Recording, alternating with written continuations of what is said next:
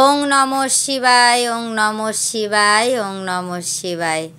Welcome back to my channel Raikumari Das daily ব্লগে। আমি রিনা শুরু করছি আজকে একটা ছোট্ট ভিডিও।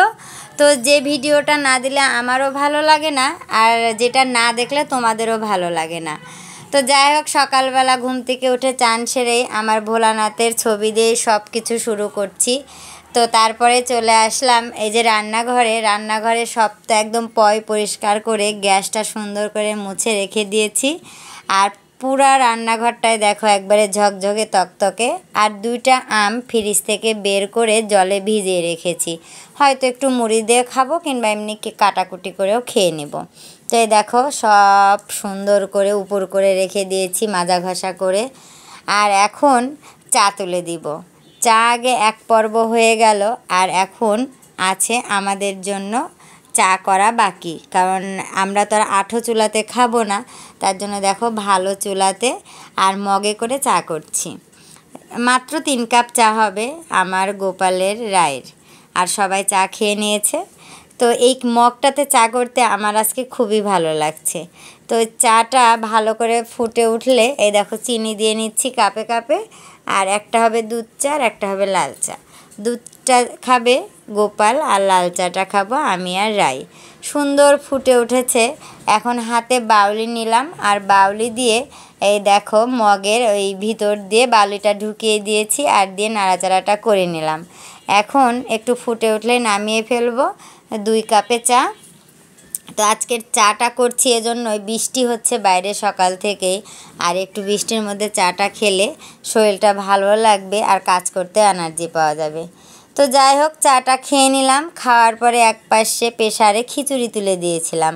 তো খিচুড়িটা হয়ে গেল, আর দেখো একটা শব্দও হচ্ছে। তো ওদিকে খিচুড়িটার ভাপ বের হয়ে যাক, আর এদিকে আমি কড়াইয়ে তেল দিয়ে দিচ্ছি পাঁপড় ভাজার জন্য। আজকে তো কোনো ডিম ভাজা হবে না, তো পাঁপড় ভাজা হবে। আর পাঁপড়টা হচ্ছে আলুর পাঁপড়। এবার বেশ অনেকখানি আলুর পাঁপড় দিয়েছি, খাওয়াই হচ্ছে না, কেমন একটা কালো কালো হয়ে যাচ্ছে বৃষ্টির কারণে। তো মনে হলো আজকে একটু বেশি করে পাঁপড় ভাজা করি, আর মুগের ডালের খিচুড়ি খেতে ভালোই লাগবে। তো পাঁপড় কিন্তু অনেক দিন ঘরে থাকলে একটু নেতিয়ে যায়, একটু রোদ দিয়ে দিয়ে পাঁপড়টাকে ভাজলে সুবিধা হয়। তা না হলে পাঁপড় ভাজতে নিলে তেলটা ছিটে গায়ে আসে। তো দেখো অনেকগুলোই পাঁপড় ভেজে নিয়েছি, আর এখন সব কিছু কমপ্লিট, শুধু খাবার টেবিলে যেতে যতক্ষণ। তো খাবার টেবিলে চলেও আসলাম, আর খাওয়া প্রায় হওয়ার দিকে, শেষের দিকে। আমি খেয়ে নিয়েছি, রায়মণি খাচ্ছে, সৌরভ খাচ্ছে, গোপাল খেতে বসেছিল, এ দেখো উঠে চলে আসলো। তো খাওয়া দাওয়া কমপ্লিট করে আমার ঘরে চলে আসলাম সকালের বিছানা তুলতে। সকালবেলা উঠে তো আর বিছানা তোলা যায় না।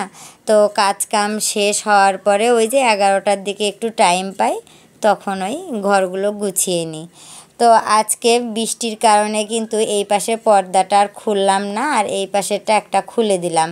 এই পাশে জল ছিটে খুব কমই আসে, আর এই পাশটাতে অনেক জল চলে আসে, বাইরের জল ছিটে ছিটে চলে আসে।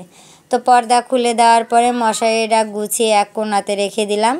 এখন জানলাটাকে খুলে দিব। আর জানলা খোলার পরে এই দেখো ছোট্ট একটা ফ্যান বিছনার মধ্যে ছিল, কালকে অনেক কয়বার কারেন্ট ডিস্টার্ব করেছে। তো রায়মণি তো ঘেমে ঘেমে যায়, তার জন্য যে মাথার কাছে ছোট্ট ফ্যানটা চালিয়ে দিলে ওই অনেকক্ষণ ঘুম পাড়ে। আর অনেক অনেক ধন্যবাদ আমার ভাগনাকে, এটা পাবনার অন্তরকে।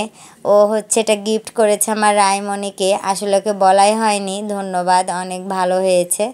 তো দেখো বিছানা গুছিয়ে চলে আসলাম দুপুরে রান্না তুলে দিতে। আর রান্না তুলে দিতে বলতে ভাত হচ্ছে, ডাল হবে, বেগনি হবে, পাঁপড় ভাজা, এই তো আজকের করলে ভাজা, এগুলোই করব। ভিডিওটা এই পর্যন্তই বন্ধুরা, তোমরা সবাই ভালো থাকো, সুস্থ থাকো।